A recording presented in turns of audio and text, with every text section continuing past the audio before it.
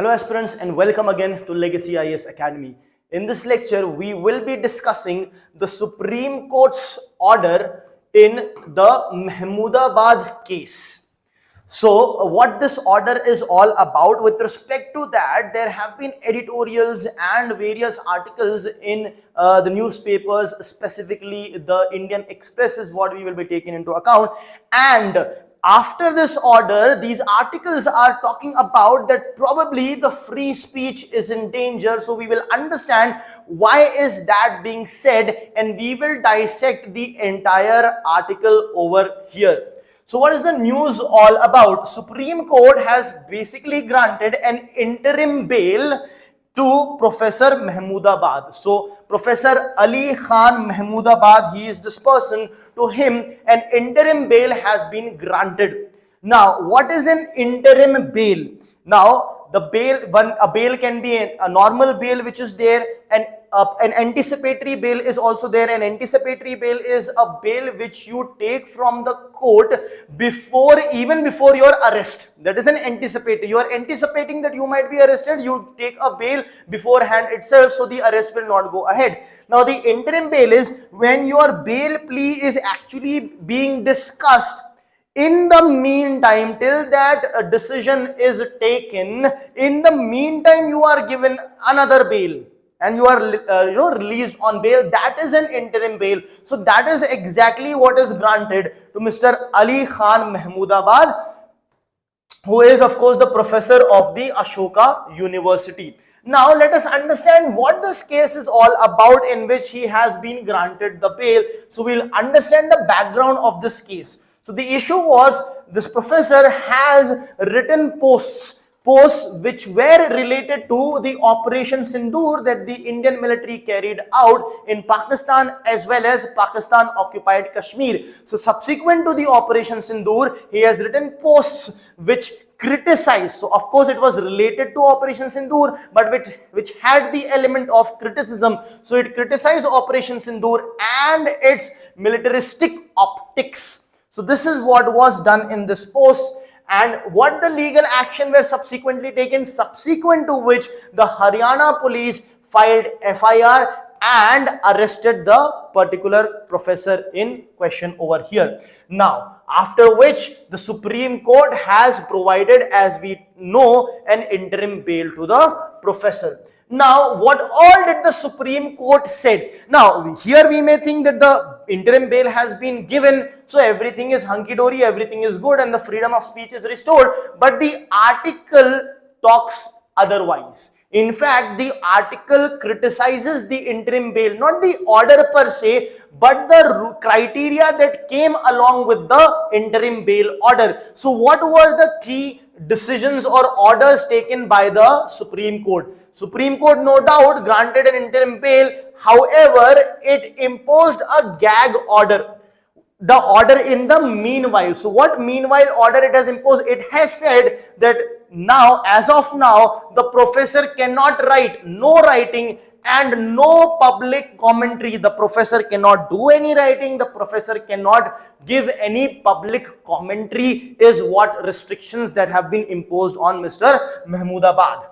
It has also asked to constitute a 3-member special investigation team, that is SIT. So it has asked for the constitution of 3-member SIT to probe into the 2 social media posts that were done.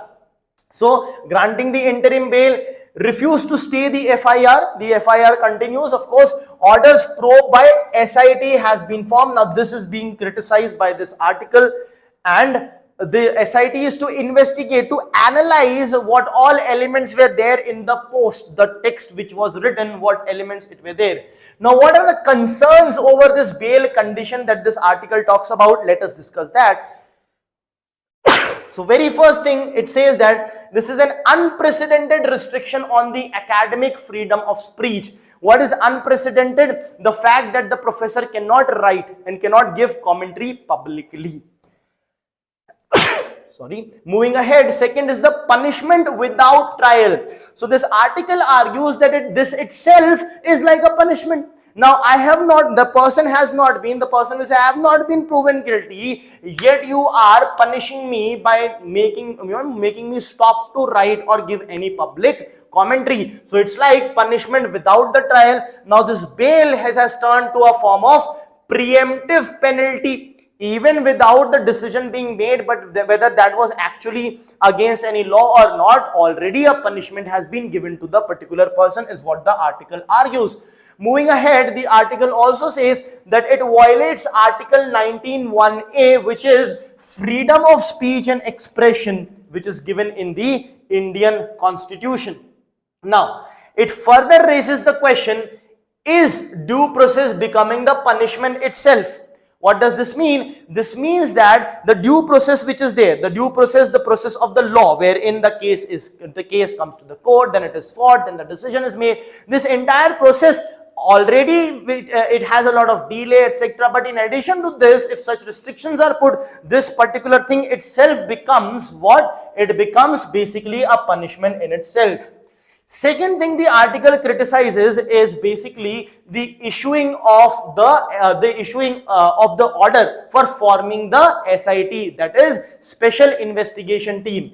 It says that the SITs are typically formed for complex criminal network related cases and not for a simple case as like this, wherein you are forming SIT to just read the text, right, which is in English. So it argues, it also quotes a previous quote of a famous personality saying that previously it was said that probably the court does not even know law, neither English. So here, of course, it's the Supreme Court. The Supreme Court knows the law. The Supreme Court also knows English. So the article argues, then why do you need an SIT to delve into what is written in the text of the posts? So SC logic, it talks about the SC logic is understand phraseology holistically. SC logic, to have an SIT, is to understand the phraseology holistically, which has been deemed as baffling and excessive by this article. Now, one more thing that it claims is that it has shifted the burden of proof to the citizen.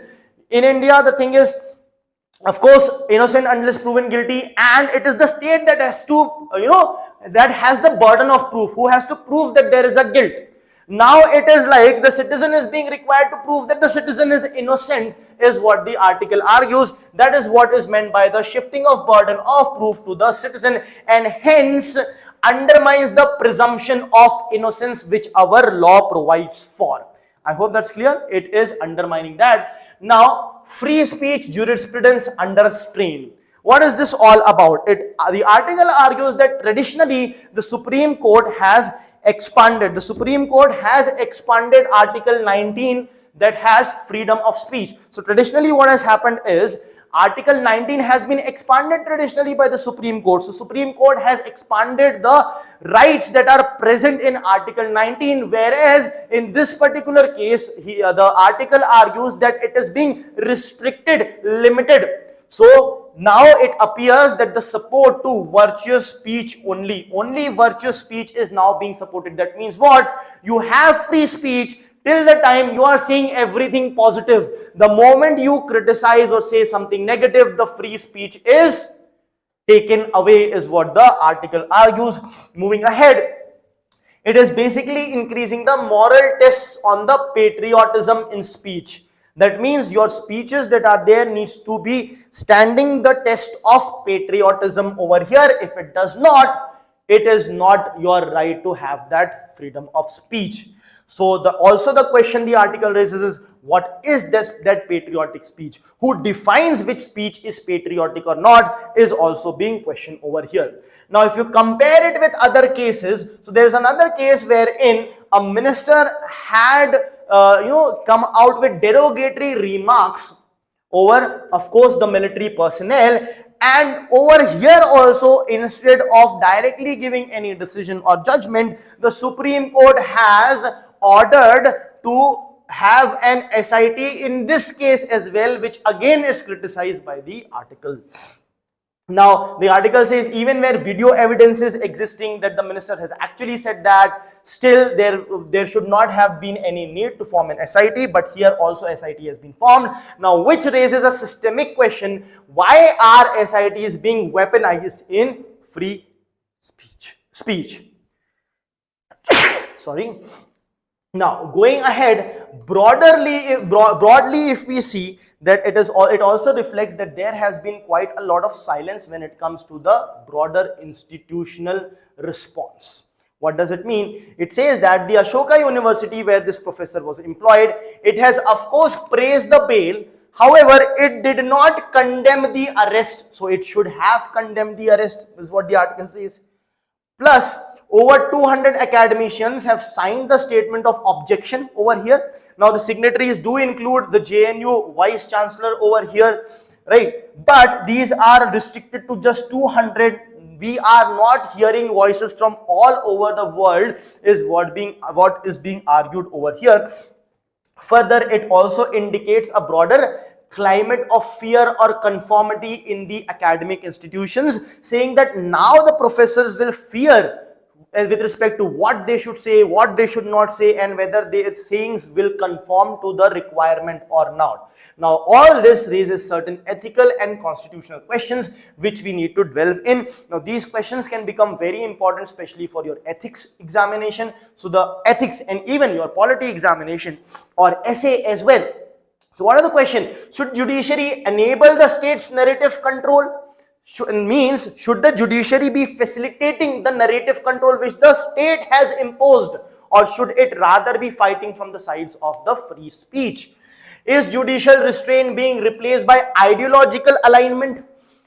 Are we as citizens need to align to a particular ideology only? Are we being restricted over here?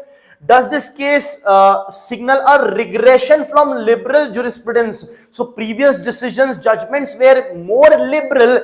Is it a digression from the previous liberal judgment? And the role of judiciary as protector of individual liberty is now or can now be questioned after this order. Thank you.